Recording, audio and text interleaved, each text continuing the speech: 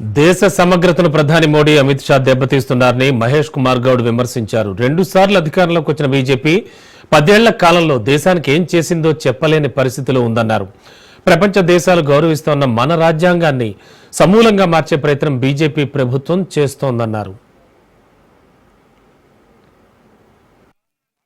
అధికారం కాపాడడం కోసం మతం పేరిట విచ్ఛిన్నం చేయాలని ఆ శక్తిని ప్రోత్సహిస్తున్న ఈ తరుణంలో గరిగే రాహుల్ గాంధీ పిలుపు మేరకు మన రాజ్యాంగాన్ని మనం రక్షించుకునే కార్యక్రమం భాగంగా జై బాపు, జై భీమ్, జై సంవిధాన్ కార్యక్రమాలు మేము గ్రామాలు తీసుకెళ్తాం.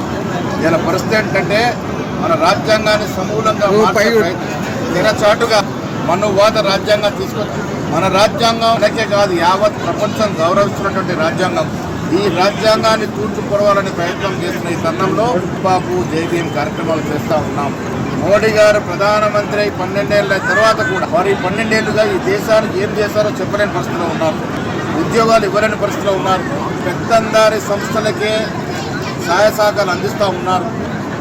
బీదవాడిని పట్టించుకు 12 ఏళ్ల తర్వాత కూడా మళ్ళీ మతం పేరిట ఓట్లు అడిగే పరిస్థితిలో ఉన్నారు. నిన్నదాకా మొన్న సింధూర్ యుద్ధం చేశారు. కాంగ్రెస్ పార్టీ అడుగుతా ఉంది, మీరు ఏం సాధించారు యుద్ధంలో, ఏం కోల్పోయాం యుద్ధంలో? ఆనాడు ఇందిరాగాంధీ గారు 71 యుద్ధం చేస్తే పాకిస్తాన్, బంగ్లాదేశ్ అనే కొత్త దేశాన్ని సృష్టించగలిగినారు.